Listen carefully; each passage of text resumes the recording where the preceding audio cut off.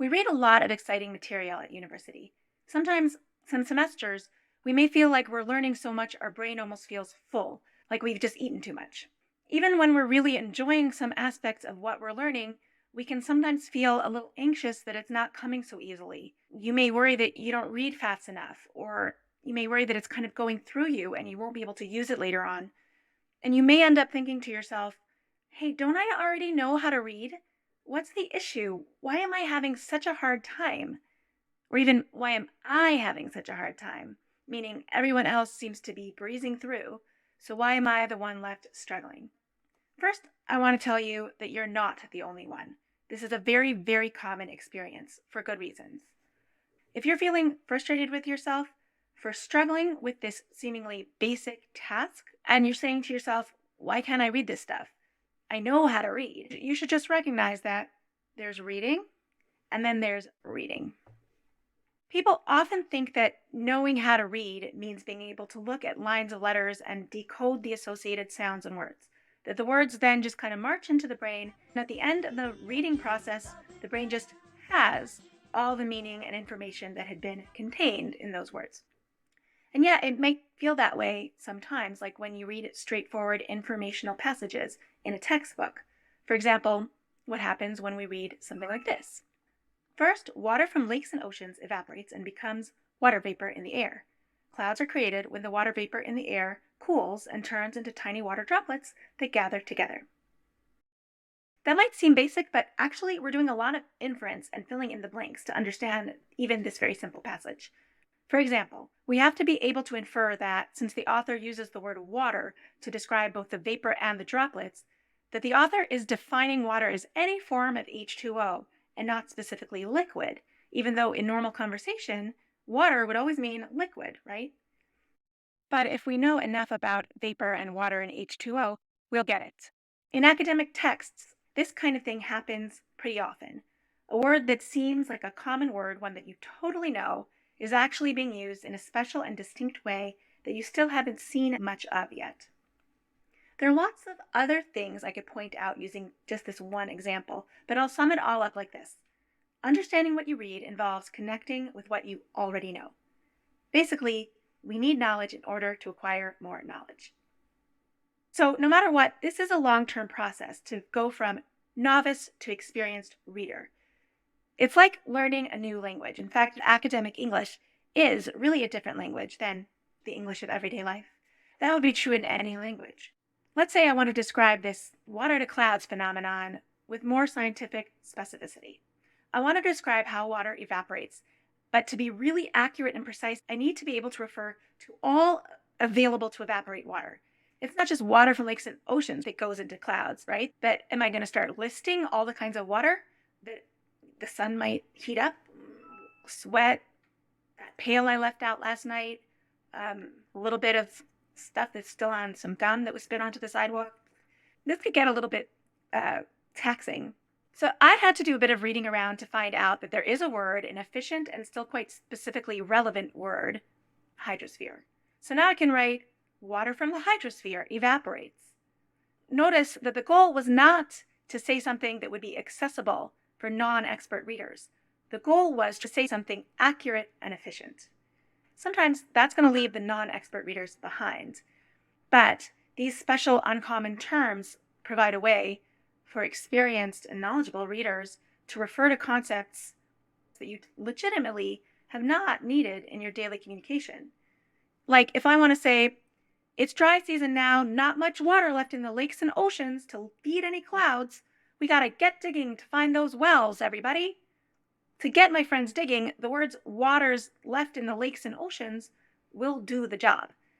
Even if the phrase isn't perfectly and precisely accurate, I just didn't need that more precisely accurate word, the one that indicates all the surface clinging waters that could potentially be there to evaporate. That word hydrosphere. My guys will come out and dig without that kind of precision. So there's a real and substantial vocabulary gap between English and academic English. And it's not just vocabulary alone. Let's look at a sentence with more complicated sentence architecture. When water vapor, formed by solar radiation-induced evaporation from the hydrosphere, ascends to cooler atmospheric strata, It undergoes a thermodynamic transition marked by reduced kinetic energy in the vapor particles. A lot of what we read at the university level will be like this example. Sentences will employ specialized, unfamiliar vocabulary, and concepts will be packed together densely. Or sometimes a big group of facts or ideas will be just gestured at with a word or two and not explained at all, because the author can presume that whoever has picked up this article published in the Journal of Environmental Sciences is someone who already knows the background knowledge necessary. Beyond that, academic sentences are often presenting complicated, layered ideas, so they're going to take little turns, they're going to interrupt themselves, and they're going to go off on side quests. And the main topic and action of the sentence can end up being blended together and become indistinct inside that complexity, and you can lose track of what is being said about what. So it's going to take time to get from here to there, no matter where you are right now. But one of the skills that you'll be able to build up along the way is the ability to identify your own goal clearly, so that when you read, you can read in a goal-oriented way. When you know what you need and want from a given reading, you'll be able to judge when to linger over a passage and take the time you need to activate the background knowledge that you already have, to generate associations, or to look up background information that you're missing. And you'll know when to skim quickly through to find the next chunk of text that you want to linger on. Understanding and unpacking the kind of scholarly, complex texts assigned at the university level involves new kinds of knowledge, distinct cognitive skills, and the application of new and distinct strategies. In this first part of these videos, I've explained why it's challenging. My goal is not to convince you that it's challenging. I think you already know that. My goal is to reassure you that it makes sense that your reading is challenging. It's not you. It's a normal and predictable learning curve. So yeah, in fact, the skills you'll need in order to read academic texts are actually not basic at all. There is legitimately more for you to learn about how to read. After more time and more pages, you will be an experienced and expert reader of articles and books in your field. Along the way, though, the more you read around your subject area, beyond the requirements, the faster you will develop. It can be especially useful to read high-quality but non-academic articles, reports, or essays related to your field. Look around for magazines or podcasts or other kinds of sources where topics in your area of interest are discussed for sophisticated but not necessarily specialist audiences. You'll then add to your background knowledge and hear or read a high-level vocabulary in a context where there's less assumed, more explained, and the pressure is a little bit lowered than what you're dealing with when you're looking at your assigned academic texts. When you engage with that kind of source, just tracking what's being said won't take up all your cognitive capacity, and you'll have the space to be able to reflect and to store the little linguistic things that you may be picking up. To get from here to there is largely a matter of time plus pages. For here and now, though, there are a number of strategies you can use to get through your readings and understand them. To understand these strategies, we need to work with some text. So I'm going to use this passage that's on screen now to explain and demonstrate these strategies. I'm going to read the passage out loud in just a minute. While I do so, I'm asking you to bear with me, and if you don't understand or you're having trouble paying attention, great. That will help with the next thing I want to demonstrate. So please don't pause this video to read the text on your own just yet. Just listen up and trust me for now if you can. And just lastly, before I read, please be aware that this passage has been abridged and modified for the purpose of this presentation. So if you're interested in this reading, and let's say you might want to cite it or quote it, please make sure to find the original source. Here we go. Students are always talking about information when they refer to what they are learning. After all, this is the information age. It's a snap to find people's phone numbers, the capitals of countries, the years of events, etc. But all of these are only facts, isolated bits of information that do not add up to any generalizations or conclusions about the way the world works. What isn't so available is knowledge, that is, organized bodies of knowledge, which is what we academics have to offer that information-packed websites do not. The mind structures knowledge based on patterns and relationships it recognizes across observations. In fact, it is driven to generalize about and simplify reality. If it did not, We would experience repetitive events as novel every time they occurred and would learn and remember nothing from them. No doubt we would find reality too complex to operate within and would perish. Knowledge is a structured set of patterns that we have identified through observation, followed by reflection and abstraction, a grid that we have carefully superimposed on a messy world so we can make predictions and applications. So, how did it feel to be dropped into those paragraphs? When I read that passage, I didn't read out a title. You also don't know who the author is, and you weren't given any clues about what discipline or field of study this work was written for. So, as you probably experienced just now, without having any sense of framing, the parts just stay part-like. They kind of just swirl around and dissolve. They don't stick with you. If you were to pause this video right now, I would predict that when you try to reflect on what we just read, you may not remember what the passage was even about. You needed a framing, a container, before you could dive in to the sequence of words on the page.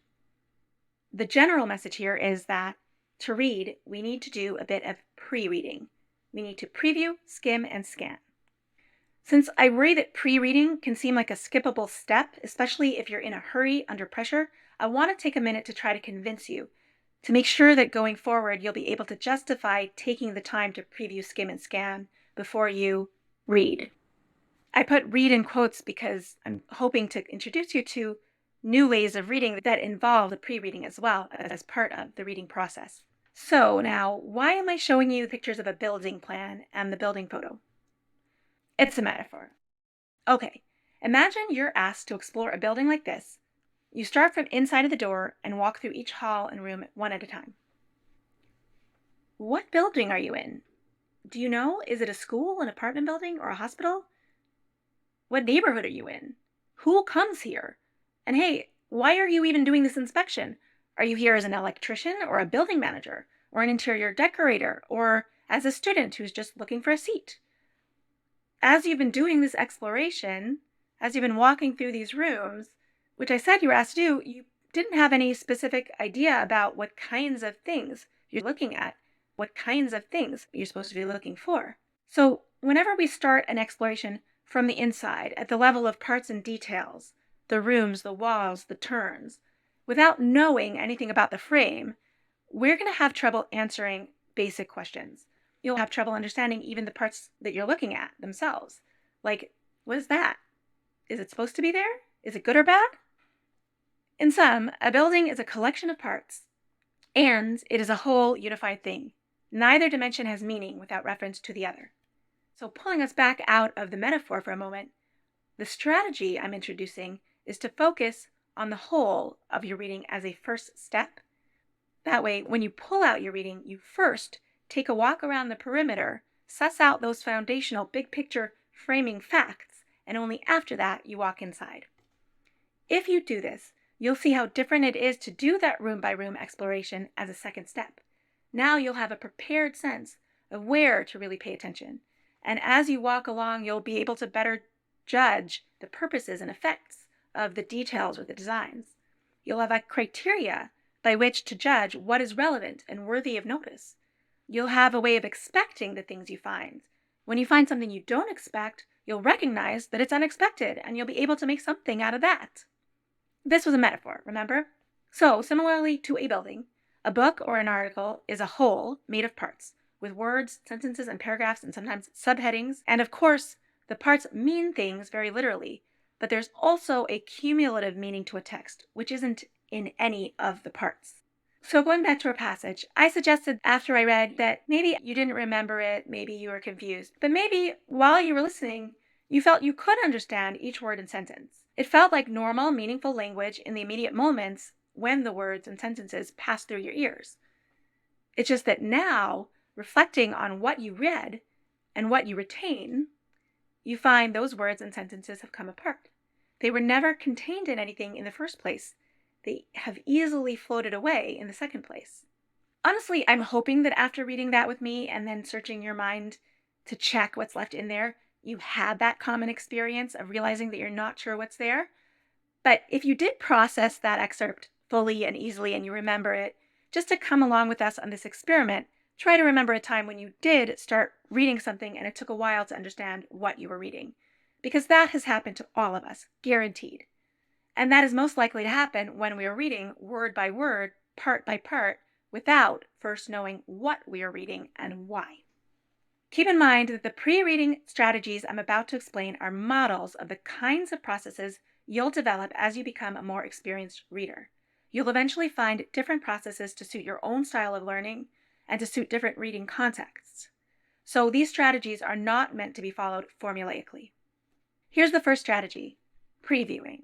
There you are, you've just pulled up your article or printed it out, but you resist the temptation to dive into the first paragraph, and instead, you read the title of the article. It seems so obvious, but sometimes things that are obvious need to be said out loud. So then, you notice who the author is. In many cases, it'll be worth taking a couple of minutes to find and read a brief online bio to get even a sketchy idea about things like whether this author is very famous or not, what range of years the author was or is active within, what topics this author has covered, what angles they seem to care about. And then, widen your viewpoint a little more and look around at other bits of framing information. Find the publication info by reading the header or footer, or if it's a book, leaf back to the title page. Notice when the text was written. The date when a text was published often really matters. Like if I'm reading about online learning, and then let's say I realize that the article is from 2010, then before I begin reading, I'll know that the age of this article is going to make a pretty significant impact on what the author can say, the kind of question the author can ask, the kinds of solutions the author can even imagine, and that's going to help me read. Notice, if it's a journal article, what is the name of the journal? What discipline does the journal title indicate? Widen your mental viewpoint a little more and think a moment about questions like, why was this reading assigned? How does it fit with the rest of the course readings?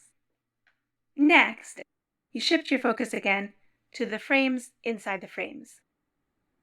So, you leaf through the pages and read any section headings that appear throughout the article. Let's feel this out going back to our example passage. How structure increases learning. Students are always talking about information when they refer to what they are learning.